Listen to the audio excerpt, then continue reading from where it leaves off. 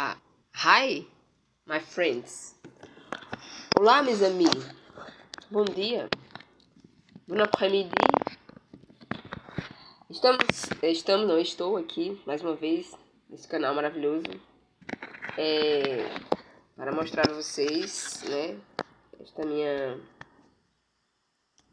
esse meu computador e as notícias que eu estou observando aqui, acompanhando aqui, né, juntamente com os meus algoritmos da internet. Meus algoritmos estão aqui no meu e-mail, certo? Inclusive, eu vou deixar meu e-mail aqui. Se você quiser mandar um e-mail para mim, pode mandar. Mas esse aqui é e-mail automático, né? Essa coisa da automatização informacional que aconteceu no Brasil. Bom, eu estou aqui acompanhando muitas coisas. Então, hoje, vou mostrar para vocês notícias relacionadas ao Brasil. Ao Brasil, esse Brasil brasileiro. Vamos lá, as notícias, as manchetes principais do Brasil hoje, né? Vejamos nós o que está se passando lá no grande centro do poder brasiliense. Temos este senhor aqui, o nome dele, Alexandre de Moraes, né? O Alexandre o Grande de Moraes, o Grande dos Moraes.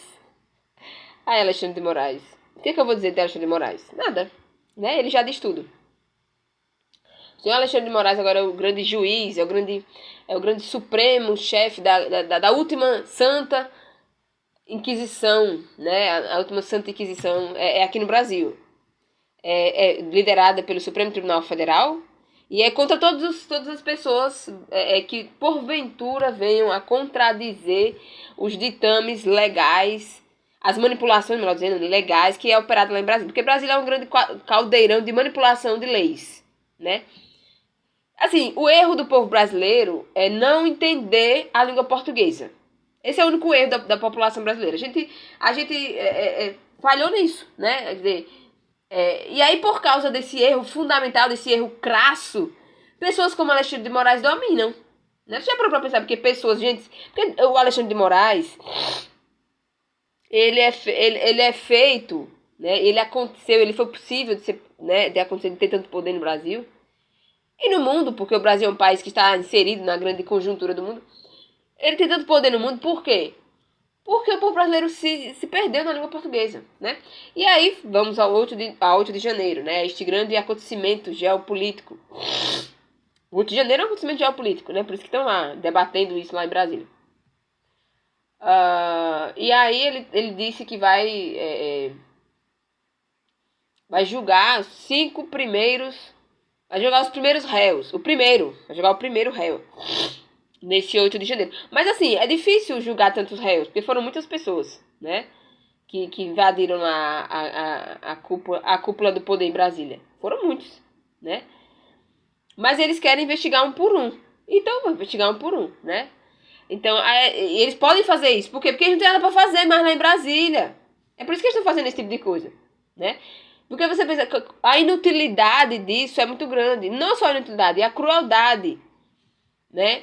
Eles vão julgar um por um dos rebeldes que contra-atacaram, né? Que atacaram, melhor dizendo, a grande democracia do Brasil. Porque, na verdade, para estes homens que estão lá em Brasília, a democracia no Brasil é o quê? Né? Para eles, a democracia são os prédios que estão lá no Brasília. Deixa eu botar aqui Brasília. Para eles, para gente como Alexandre de Moraes e todos os outros que estão lá, né, no Congresso Nacional, nesse Congresso demente, para eles, a democracia é isso aqui, ó. Só isso, só essas fotos, esses prédios. Isso aqui é democracia para eles, né? Para eles, nós, pessoas de carne e osso, que digitamos as coisas, que compramos, que vendemos, que existimos efetivamente, para eles nós não somos a democracia. Porque eles estão lá o tempo todo fazendo leis como essa, né? Com esse nível de canalice. Eles fazem uma lei, por exemplo, fizeram a lei da ficha limpa. Eles mesmos aprovaram a ficha limpa. Aí depois eles vão, por alguma reviravolta da loucura deles mesmos, eles vão lá e desfazem a lei que eles mesmos fizeram. E ficam nessa consumição. Ficam consumindo a população brasileira nisso. Faz uma lei, desfaz, depois recorta, faz. E você tem que pagar mais imposto. Né? E você tem que pagar mais e mais, e mais, e mais, e mais, e mais, infinitamente mais. Por quê? Porque temos que pagar, né? Temos que pagar o avião de Lula, de Janja. Temos que pagar os paletós super caros desses homens. Temos que pagar as cuecas sujas que eles usam, né? Eu realmente estou desejando que o Brasil continue nessa marcha civilizacional. Continue, Brasil. Continue. Continuemos pagando muitos mais juros, mais impostos, mais juros, mais impostos. Estes homens, essas figuras da carnificina humana, da carnificina verbal que fizeram com a língua portuguesa, isso aqui é a culpa. Seres humanos como esses existirem governar no Brasil, é culpa de quem? Da carnificina verbal que fizeram com a língua portuguesa. Destruíram a língua portuguesa. E aí, Deus, para castigar a humanidade, permitiu que seres humanos assim como esses fossem gerados e governassem, inclusive. Né? Inclusive. Então lá, o senhor Boulos está lá dividindo o grande bolo que a democracia, que a ditadura não dividiu, né? A ditadura brasileira diz que os ditadores brasileiros, eles fizeram um grande milagre econômico no Brasil, né? Um grande milagre, né? Tá aí nos livros, tá aí nas histórias, tá aí nas estatísticas, os grandes milagres que eles fizeram. Qual foi o grande milagre, né, que os ditadores fizeram? Botar uma arma na cabeça da população brasileira e mandar eles trabalharem. É só isso que é o grande milagre econômico do Brasil. Mas eis que o PT, né, e os representantes dessa democracia pujante que sobrou da ditadura militar, o que sobrou da ditadura militar foi essa democracia pujante, né? Esses homens, agora eles querem dividir o bolo, né? Por que o PT esperneia tanto? Por que os ativistas do PT são tão assim, ó, né, emblemáticos da civilização? Porque eles querem que divida o bolo da ditadura militar. Né? O grande milagre da ditadura militar, econômico.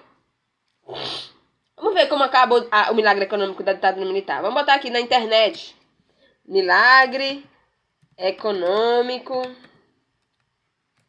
do Brasil. Da ditadura. Botar a ditadura militar, né? Da ditadura militar.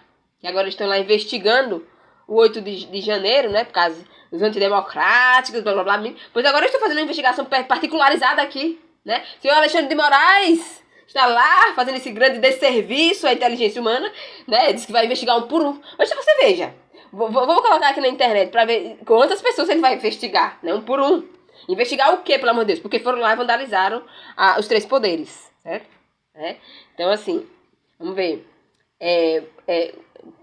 Presos, número de presos, vou botar aqui. Porque o 8 de janeiro já virou uma data cívica, vai virar, né? Porque já que Brasília resolveu 90 presos, não, já mandou soltar 90, mandou prender 72. Mas quantos estão presos ainda? Vamos ver. Quantos presos no dia 8 de janeiro? Olha, o ministro Alexandre de Moraes, do Supremo Tribunal Federal, né? Ele mandou soltar 90 pessoas e essa decisão beneficiou 36 mulheres, 53 homens. Ele tá assim, ele manda soltar, manda prender, quanto eles querem, quanto ele quer. Isso é a grande democracia pujante que sobrou no Brasil, certo? Esta grande coisa, né?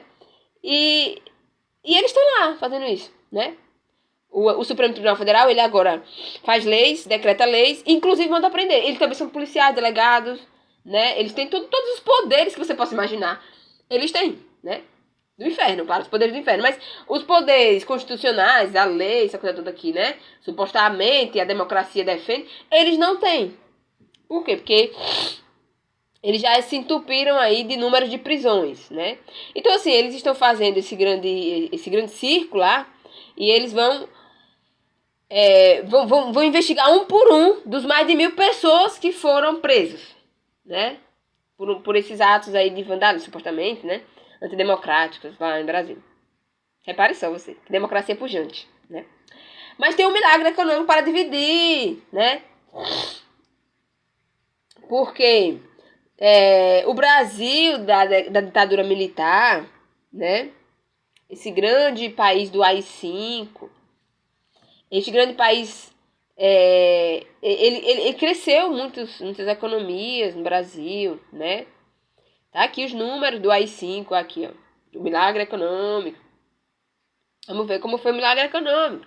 Crescimento acelerado da economia, redução da inflação nacional e atração de investimentos externos, ampliação de empresas públicas, projetos de integração territorial, projetos energéticos, legitimação do período. Tudo isso aqui esteve presente na pujante democracia não, que era uma ditadura, né?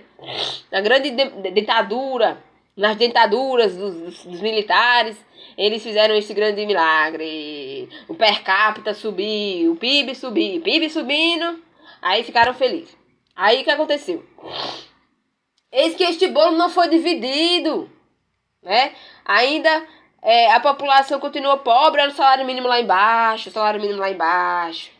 Veja esse gráfico, o PIB crescendo e o salário mínimo diminuindo. Quer dizer, que não mudou muita coisa, né? Então, esse milagre econômico que faz esse tipo de coisa, né? Aumenta o PIB, diminui o salário. Esse é o grande milagre econômico do Brasil. E esse que agora temos o senhor Boulos e outras companhias, outras tragédias petistas aí, governando. Eles querem dividir o bolo, né? E como é que eles pretendem dividir esse bolo? Como é que eles pretendem fazer essa grande justiça social no Brasil acontecer, né? Eles querem fazer o quê? Eles querem usar, claro, como sempre, né? Os marqueteiros, né? Marqueteiros, porque na verdade o milagre do PT, né? É dividir uma coisa que não existe, né? Porque pelo menos assim, os militares, né? Ainda fizeram alguma coisa aparecer, né? Se você for olhar no Brasil, tem um monte de prédios, de construções daquela época, né? Inclusive, tem bairros com o nome deles, né? Com o nome dos ditadores. Mas o PT não fez nada. O que o PT fez foi só pirâmides econômicas, né? E ignorância informacional circular as redes sociais. Foi isso que eles fizeram. Isso foi um milagre do PT. Mas o Boulos quer dividir esse bolo do milagre do PT, né? E ele tem um contrato marqueteiro para ajudar a Dória a bater o PT, porque agora o Boulos ele tá contra o PT, né? O publicitário Lula Guimarães comandou a campanha vitoriosa do PSDB em 2016 na capital paulista e esteve com o Geraldo Alckmin na presidência em 2018. O deputado Guilherme Boulos, PSOL de São Paulo, já tem marqueteiro para sua campanha à prefeitura de São Paulo, porque ele agora quer ser prefeito de São Paulo. E aí já tem um marqueteiro para isso, né? Então ele agora vai começar um processo, os petistas, né? E a esquerda que sobrou aí, eles vão começar o processo de dividir o bolo, né? Eles querem dividir o bolo deles, que é o Brasil. O Brasil é um grande bolo, né? Vamos ver o que vai sair desse bolo, né? Eu já tenho mais ou menos uma ideia do que vai acontecer, mas eu não posso dizer aqui, porque possa ser que, né? Possa ser que não se cumpra como eu estou pensando, mas assim, as coisas estão se caminhando de um jeito que realmente o que eu estou pensando vai acontecer de verdade. Então dá lá o Boulos, contratando marqueteiros para governar São Paulo. Temos o Lira, né? Essa grande figura da nacionalidade nordestina, né? A cara dele, né? Ai, Deus do céu. É uma coisa incrível esse povo brasileiro. E aí eles fizeram uma nova lei, uma mini reforma. Agora eles fazem mini reformas, né? Lá em Brasília eles estão agilizando tudo, né? Agora é uma mini reforma para esvaziar a lei da ficha limpa. É como eu disse, eles fazem as leis, depois eles fazem essas leis, fazem um samba de crioulo doido para poder fazer o brasileiro de otário, como sempre. Porque tudo isso que eles estão fazendo lá em Brasília, eles gastam dinheiro, né? Eles estão gastando dinheiro, tudo que eles fazem, dinheiro para tudo, né? Lá em Brasília. Então agora eles aprovaram uma nova lei, uma mini reforma eleitoral, né? Abre brechas para reduzir os repasses das candidaturas femininas. Que tem essa coisa, né? Tem essa questão aí das guerras de gênero. E agora eles estão aí, né? Nessa suposta superioridade masculina. Olha, eu acho, inclusive, que o homem tem que mandar mesmo. Né? Mande, homens. Mande em tudo. Pegue todo esse dinheiro e mande. Mande no país, mande no mundo. Não se preocupem. Né? O dono do poder vai chamar vocês. Né? O dono do poder. Né? O dono do poder vem de Deus. Né? O poder não vem do povo. Eu já percebi que não. O poder vem de Deus. Então deixa eu ver Deus, quando Deus for visitar Brasília. E agora eles estão lá, né, com as cotas de gênero fazendo, né, fazendo as questões de gêneros ganharem os orçamentos também, né? Porque no Brasil tudo vira orçamento, tudo vira uma cota orçamentária. Toda a política no Brasil se resume a Plano Real, como já disse. E eles são tão cínicos. Perdão, eu tô espirrando porque eu tenho uma alergia, sabe? Aí eu não sei a que é alergia. Tem tanta alergia. De vez em quando eu fico espirrando. Mas é isso, gente. Como eu disse, né? O poder no Brasil é manipulado pelo demônio do Plano Real. E tudo que estes homens de Brasília fazem é pra oferecer sacrifícios, né, humanos, verdadeiramente humanos, para esta entidade fantasmagórica que é o Plano Real, né? Porque o Plano Real funciona. Então eles conseguem manipular todas as leis do mundo, né? Então aqui está, né, a economia, notícias da economia, para a gente entender como é que está governando o Plano Real. O Plano Real está governando. Vamos ver o que é que o Plano Real nos diz. Receita coloca Shein em programa de isenção de impostos para a compra de $50. Shein. Mercado cauteloso com situação fiscal pode afetar juros. Juros podem diminuir, pode aumentar. Que coisa, não? Que coisa, não. Pode aumentar, pode diminuir. Outra notícia importante da grande economia brasileira. Justiça bloqueia 50 milhões de donos das 123 milhas. Olha, 123 milhas, 1, 2, 3, 4 milhas, milhares de milhas. Está falindo, porque será? Porque os turistas estão, né? Estão morrendo aí de inanição mental. Então não tem gente mais para viajar tanto, né? Aí tá diminuindo a demanda, aí a empresa quebra, né? E aí eles vão fazer o quê? Vão pedir, né, arrego na justiça. A grande justiça brasileira, só para dar arrego a empresas falidas. E para isso serve. Bom, ativos nacionais reagem positivamente à inflação americana. Essa notícia é importante, porque assim, né? O Plano Real tem uma característica muito fundamental em si. Você precisa saber. Tá? Entender os acontecimentos geopolíticos que vão se dar no mundo inteiro. O Plano Real tem uma certa como é que eu posso dizer? Uma certa rivalidade saudável, eu diria saudável, com o dólar americano.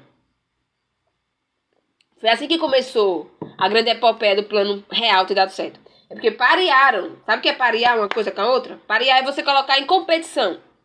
Parear é isso, colocar em competição. Ver o que é mais rápido, o que é mais forte, o que é mais importante. Isso é parear uma coisa com a outra. Então, no Brasil, o Plano Real funcionou em virtude, basicamente, desse fato concreto da realidade econômica. Colocar o real com o dólar. Colocar a moeda nacional, que é o real, para competir, né, no mercado internacional das moedas, das trocas de moedas. E isso acontece. Por que no Brasil há essa manipulação extrema de juros, de inflação, de orçamentos públicos, inclusive? Por que há esse tipo de coisa no Brasil? Porque a economia do Brasil, ela sobreviveu ao colapso, né, do bolo militar que deu errado, né, do milagre que não era tão milagre assim. Quando acabou, né, a fantasia do milagre econômico do Brasil, quando, né, foram abrir o bolo, viu que o bolo solou. Né, o bolo solou totalmente no Brasil. Mas o que aconteceu? Tinha que manter as aparências do jogo econômico no mundo todo, né? E aí, o que aconteceu? Começou a ter um processo no Brasil, que foi um processo irreversível, né? Eu diria, deixa eu botar aqui na internet para você ver que processo é esse. Inflação. Inflação do pós-governo militar. Quando o governo militar deixou lá as contas públicas, né, no caos, vamos ver o que aconteceu. Vemos esse gráfico aqui, que é bastante significativo. Isso aqui é a inflação da dívida que o Brasil adquiriu para fazer tantas obras, porque o governo militar vivia de fazer obras públicas gigantescas, integração nacional, certo? Obrigado, senhores militares, vocês integraram mesmo a economia nacional com o mundo, com tudo. Só que aconteceu o quê? Houve, né, depois do milagre econômico, esta explosão de dívidas públicas, o Brasil teve que pagar mais juros e tudo mais, né? Vamos ver a inflação do Brasil. do Brasil, anos 80.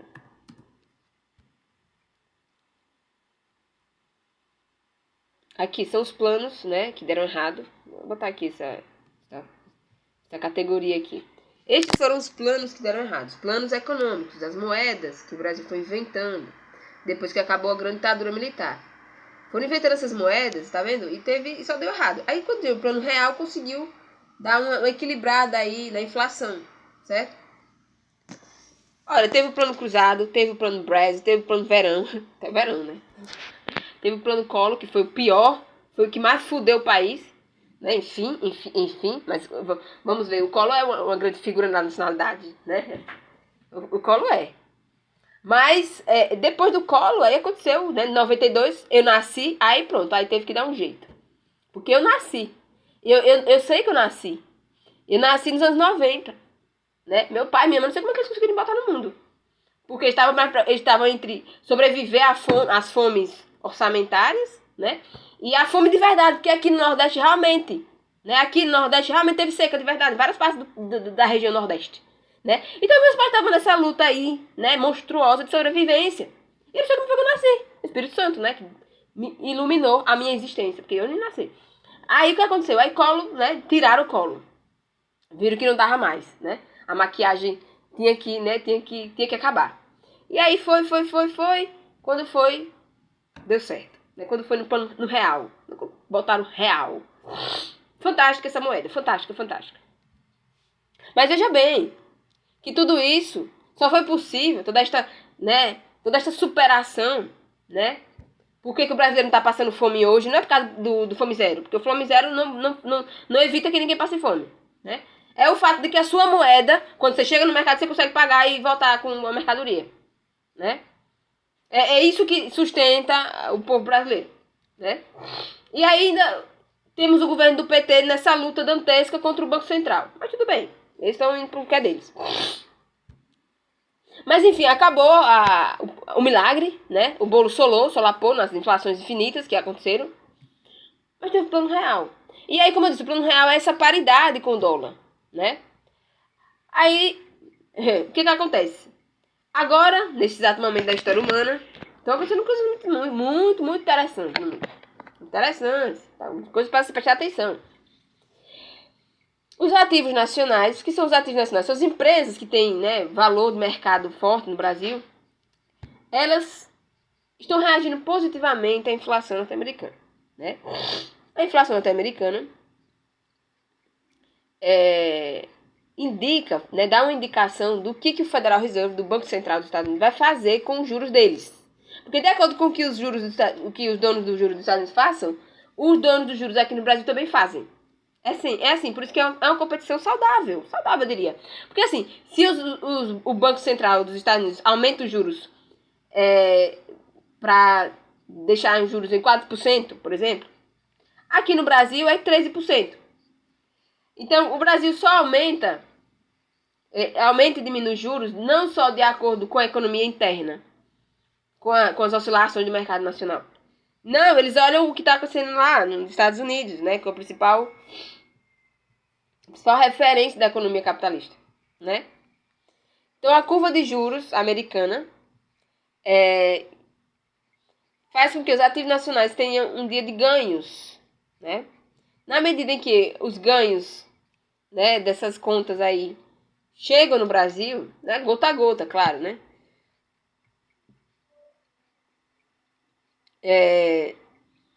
Nós temos que ver o que acontece com o dólar. Porque, como eu disse, né, o plano real foi uma pareação com o dólar.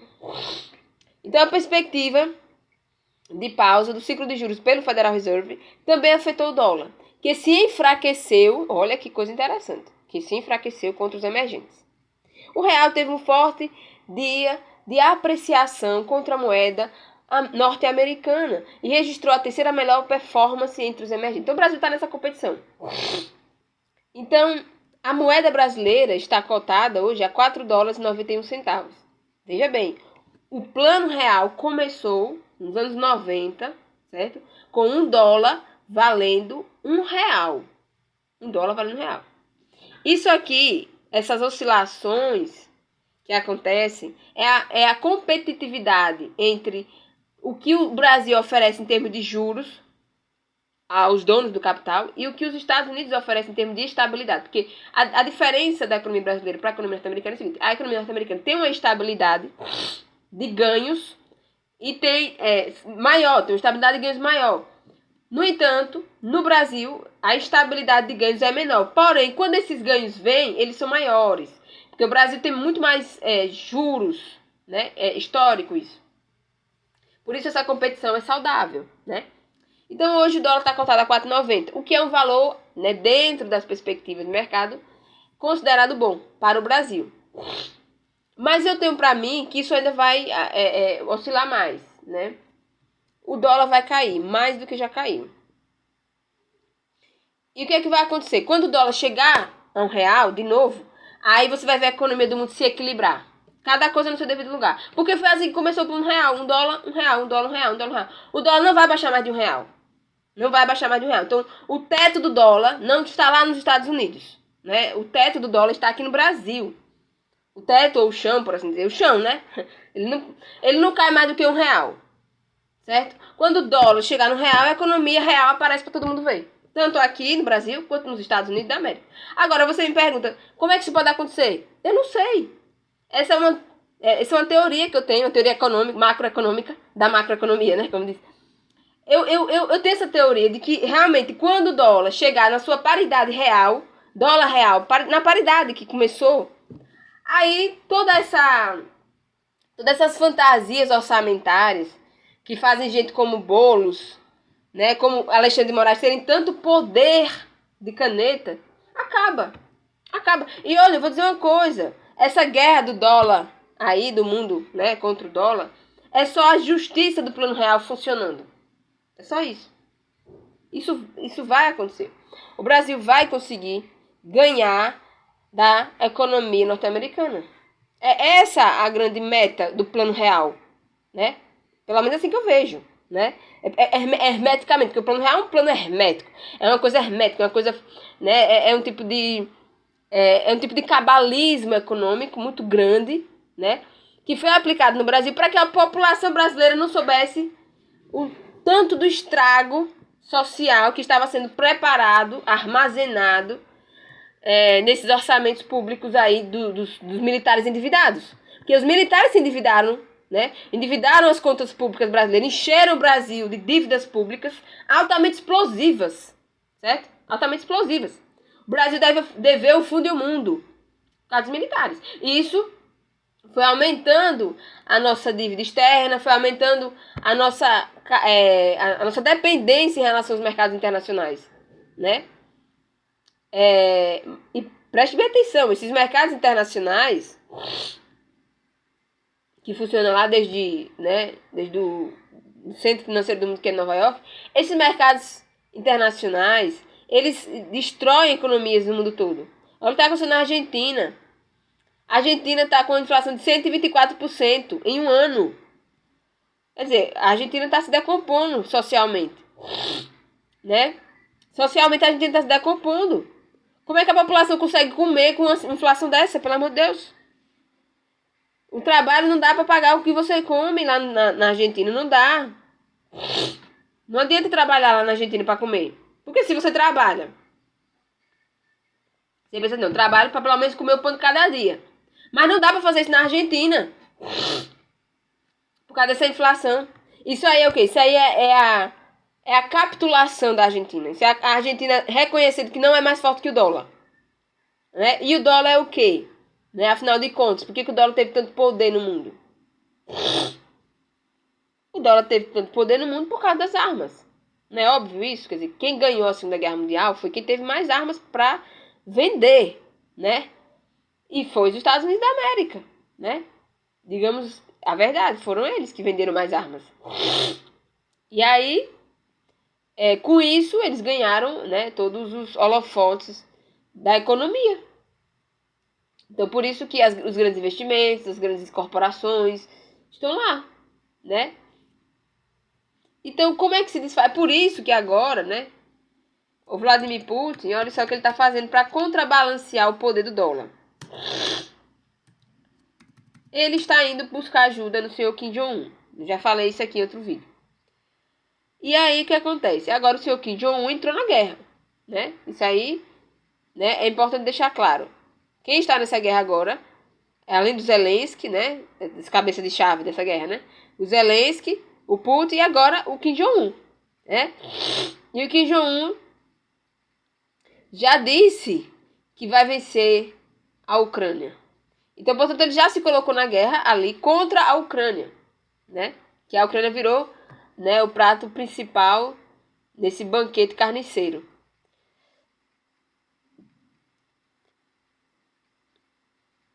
E é isso, gente. Olha, eu vou encerrar aqui. Até uma próxima.